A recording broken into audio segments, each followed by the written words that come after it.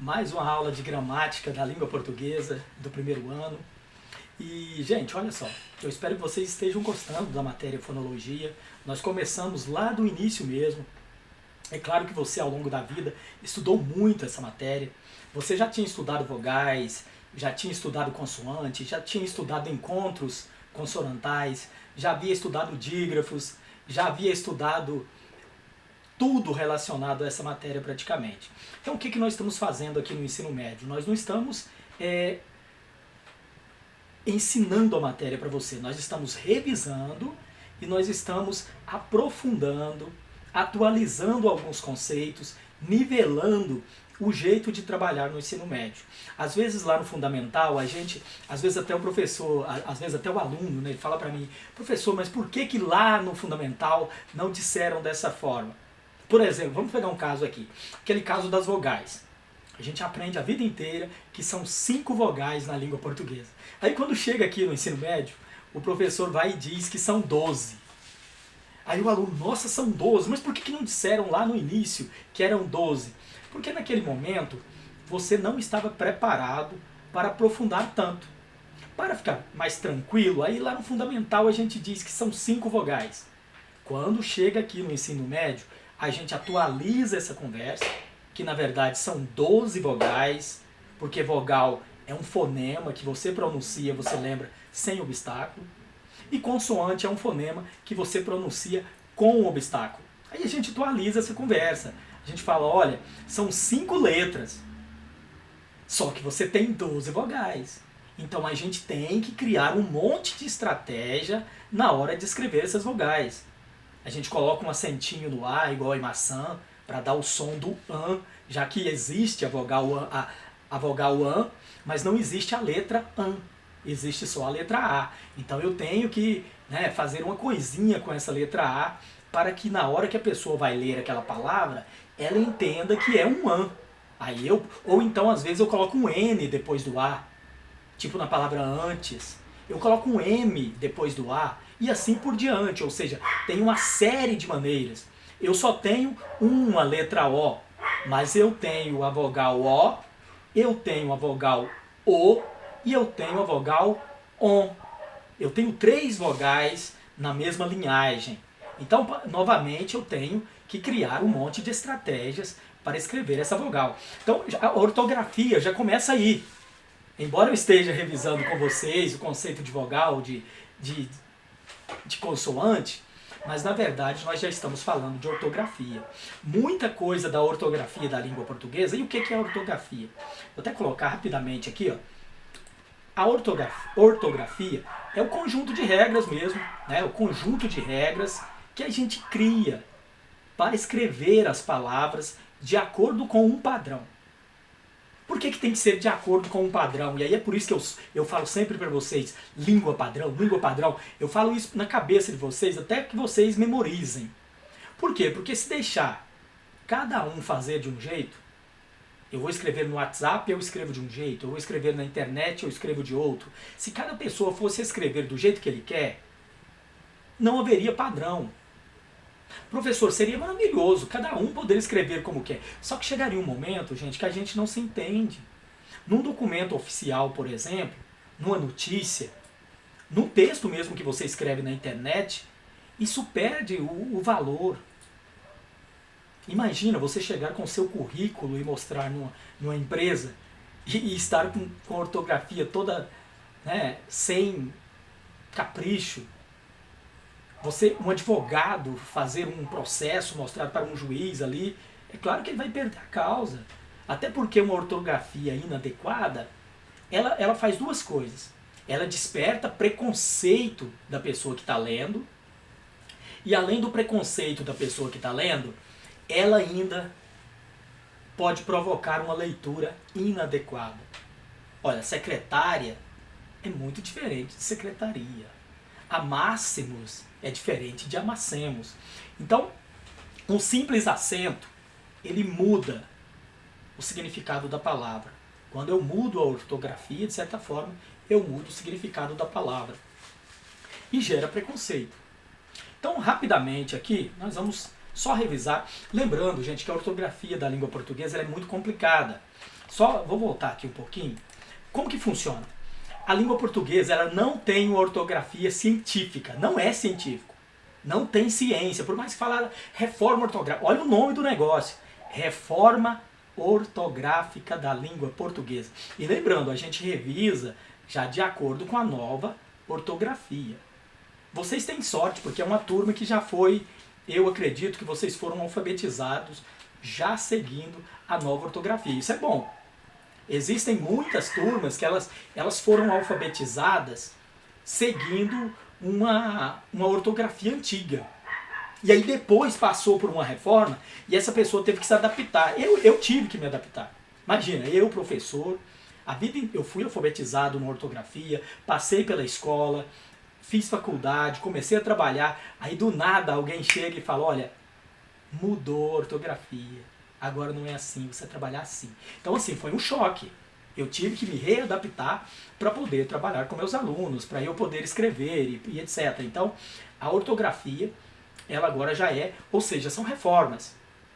Desde 1900 e pouco, ou seja, tem muito mais de um século, a gente vem fazendo reformas ortográficas na língua portuguesa. Cláudio, mas fazendo esse tanto de reforma e não chega numa coisa que funciona? É uma boa pergunta. Esse tanto de reforma e ela ainda não chegou numa coisa que resolva. Por exemplo, nós temos o problema do J e do G, que dentro da fonética tem o mesmo som. O G e o J, dependendo do lugar onde ele esteja, ele é o mesmo fonema. G e J são duas letras que disputam para ver quem representa o mesmo som. O X e o CH também faz isso. O S e o Z. E aí você tem aquele monte de... você tem o C, você tem o SC, o SS, o SX, o XC. E todos eles são o mesmo som. Numa reforma ortográfica, realmente para resolver, a gente deixava só um. Apenas uma letra para fazer o som do C. Pronto. Apenas uma letra para fazer o som do G. Apenas uma letra para fazer o som do X. E aí a gente resolveria. Só que, Cláudio, mas por que isso então não acontece? É tão simples assim. Por que vocês, professores de português, não se unem e fazem uma reforma séria e aí depois vocês vêm trabalhar com a gente? Porque, infelizmente, embora nós estejamos aqui trabalhando com vocês o idioma, a língua portuguesa, existem pessoas mais velhas do que eu. Existem pessoas mais velhas do que eu, não sou tão velho assim. Ainda tem gente mais velha. E essas pessoas não aceitariam uma mudança completa. E tem um porquê, eu vou falar porquê também. Por que elas não aceitariam uma mudança completa? Elas defendem a tal da língua etimológica, a etimologia. O que é etimologia, Cláudio? É o estudo da história da palavra. Cada palavra do idioma, ela tem uma história, ela tem uma biografia. E isso eles acham fascinante, que é a cultura do idioma. A língua portuguesa é uma língua muito antiga, uma língua que vem do latim, é filha do latim. Então, segundo eles, se eu mudo essa história das palavras, eu vou estar tirando a cultura do idioma, eu vou arrebentar com o idioma, segundo eles. É com isso que eles se preocupam, com a história que cada palavra tem, com a história do idioma, a etimologia. Então a língua portuguesa é uma língua etimológica. Gente, para fazer uma mudança de uma vírgula, tirar um acentinho, para tirar aquele trema que tinha em cima de linguiça, foram 30 anos. É engraçado isso. Foram 30 anos de discussão. De 30 anos, gente, acreditem. 30 anos de discussão só para tirar aqueles pontinhos, linguiça, tranquilo, líquido, só para tirar aqueles pontinhos. Foram 30 anos de debate. Agora imagina para fazer essa reforma da ortografia toda. Eles não deixam, eles são apaixonados, gente. Então, vou até te contar um segredo. Eu sou formado em letras. Existe um estudo científico, entre aspas, né? Existe um estudo científico é o doutorado em etimologia. Tem gente que faz doutorado só para estudar a história das palavras. Pô, esse cara me bate. Se eu falo que eu vou tirar, que eu vou fazer uma reforma fria, ele me bate. Então, é por isso que não acontecem as reformas da maneira que deveria. Mas vamos lá então. Ó. Aqui, o que dá para conversar então, Cláudio? Já que não dá para ser perfeito. E é complicado, gente, não tem ciência nisso aqui. Mas, uma coisinha ou outra dá pra gente conversar. Por exemplo, olha, a respeito do G e do J. Quando que você vai empregar J? Palavras que venha do árabe, que venha do africano ou que venha de palavras indígenas. Cláudio, mas como que eu vou saber? Boa pergunta, gente.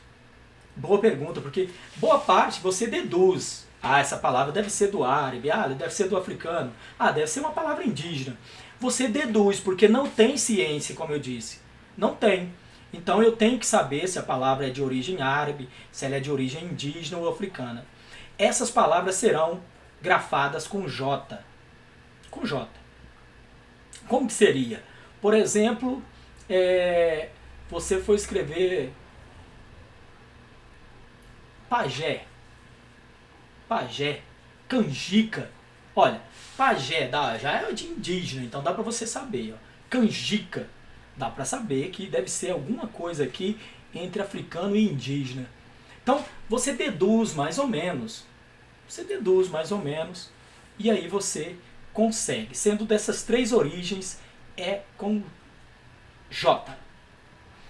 Por exemplo, Cláudio, mas não está ficando claro isso aí, não está claro. Para esclarecer melhor, então. Quais são as palavras indígenas do Brasil?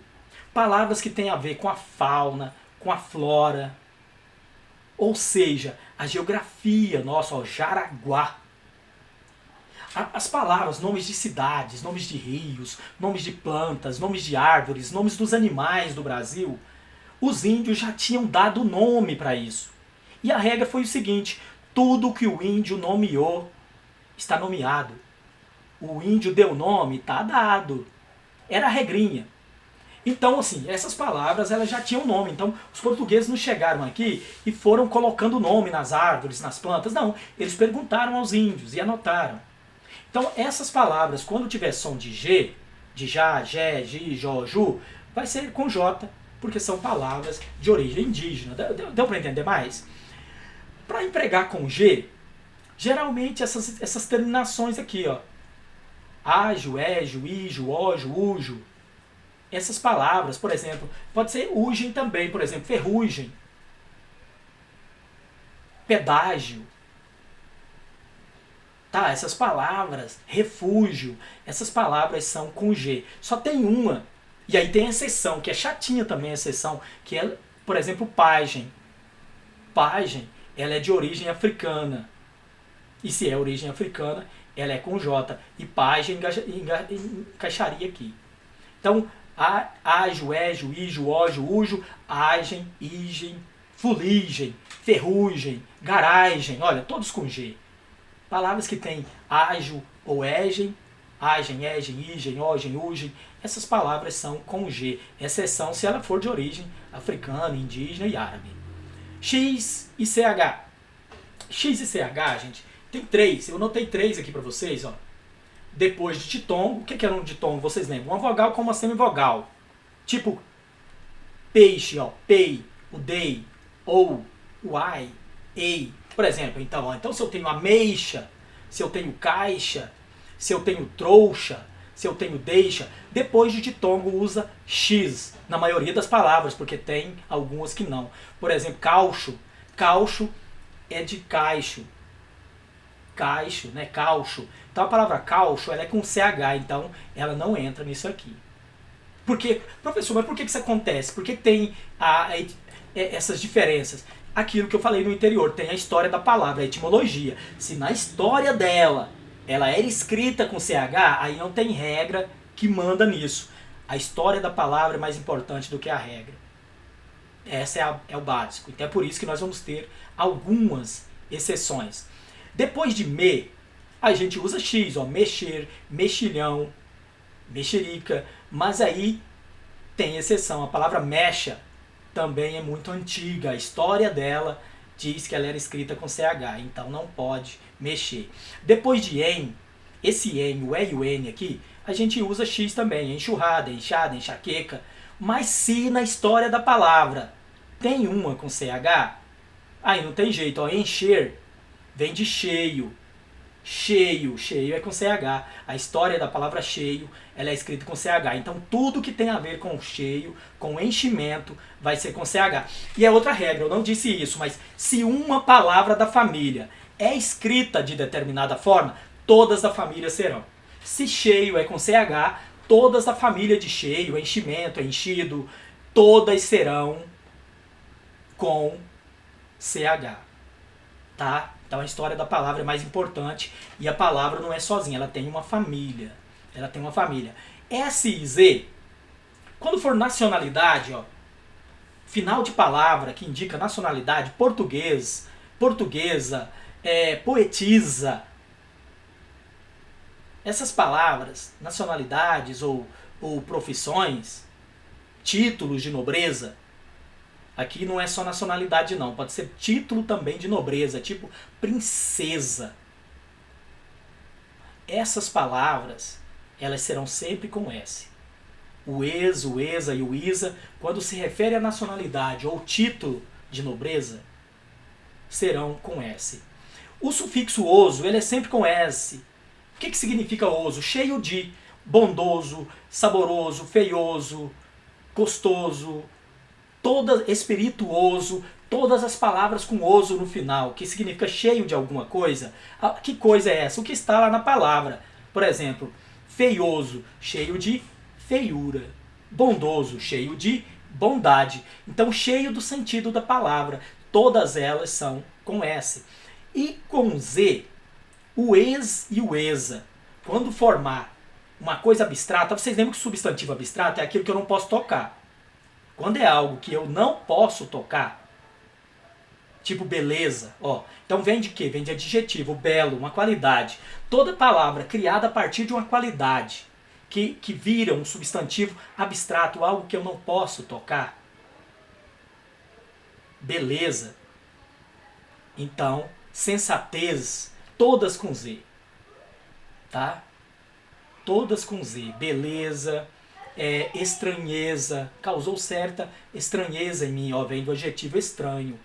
Esperteza, sensatez, vem de sensato. Então a palavra vai ser criada com ex ou com exa, vai ser sempre com Z. Observação aqui no isar e no isar com R. Muito importante aqui o isar com R e aí a gente tinha, às vezes, aquela coisa que tinha canalizar, tinha um isar com S e um com Z, mas na verdade não tem o com S. Ó. O que nós temos são duas situações. Nós temos o substantivo mais isar, e é sempre com Z. Esse substantivo não tem S nele. Quando eu tenho uma palavra estilo canal, que não tem um S aqui, ó, no final dela, eu vou acrescentar o final, que é um tal do sufixo, eu vou acrescentar o isar. E vai ser então, ó, canal vira canalizar. Capital, capitalizar. Todas com Z. Não tem S na palavra, vai ficar isar com Z. Já tem S na palavra, tipo análise, então vai ficar analisar, ó, porque já tem o S. Ó. Quando já tem o S, conserva. Quando não tem, fica com Z. A regrinha é só essa. Ó. Muito fácil. Ó. Não tem S, com Z. Tem o S, continua com o S, porque é a história da palavra, é aquilo que eu falei. Se mexer na história da palavra, você está mexendo com um monte de velhinho professor de português. E eles batem. Batem em mim, batem em vocês. Eles amam a etimologia da palavra. Então, se ela já tem S, com S ela ficará para o resto da vida. Se ela não tem S, é uma palavra que vai ser criada, aí ela vem com Z, porque não vai mexer na história dela. Aí a regrinha foi criada. Palavra que não tinha o S, foi criada a regrinha que ela receberia um Z. Escândalo. Escandalizar. Ó, claro que é com Z, porque escândalo não tem o S lá no final. Claro, mas tem um S no começo do escândalo. Não, mas aqui ele não vale. É um S lá no final, tipo de análise. Ó. Quando eu tiro o E, vai ficar um S no final, ó. E aí vai ser trocado o E pelo Isai. Última observação, só aqui na palavra viagem, ó. Você tem na língua portuguesa duas palavras viagens. Não pode ficar sem ver isso nessa aula. Duas palavras viagens. Uma viagem com G e uma viagem com J. Vocês viram aí? Olha. Um é verbo e a outra é substantivo. Cláudio, mas tem isso e as duas são certas? As duas são certas, não tem problema. Só que você... Ah, eu posso escolher uma? Não. Quando for substantivo, com G. Quando for verbo, com J. Tem explicação, professor? Tem.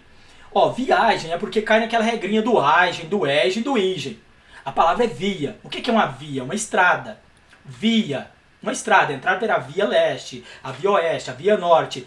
Via é uma estrada. Então eu fui, acrescentei o finalzinho gen e criei viagem. Ou seja, eu criei um substantivo. O gen cria substantivo. Gari, garagem. Via, viagem. Ferro, ferrugem. O gen cria substantivo. Mas aí, eu fui criar o verbo agora. Já tinha o substantivo que foi criado a partir de via, eu fui criar o verbo. Como é que você cria viagar?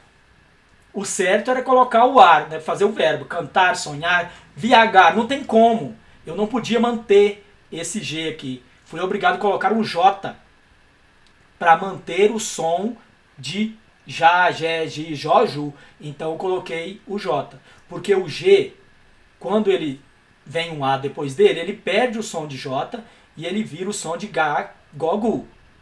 Então aqui eu fui obrigado a criar o verbo viajar. Viajar. Aí os velhinhos chegaram e falaram, olha, calma aí. Na história da palavra ela é com J. Viajar.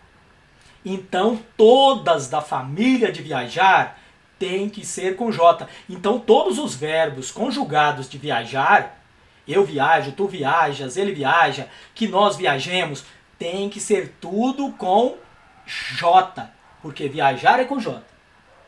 Tudo que for do substantivo viagem tem que ser com G. E aí ficou as duas palavras. Mas só nessa situação, ó, espero que meus pais viajem, é só naquela situação assim, ó, que eles viajem. Que meus pais viajem, que eles viajem. Só nessa situação que vai coincidir, tá? Certinho? Anotem, até aconselho vocês, anotem o de vocês em forma de mapa cerebral, fica bom, né? Fica bom para você revisar depois. E aí, dúvida, manda para mim no WhatsApp, certinho? Até mais!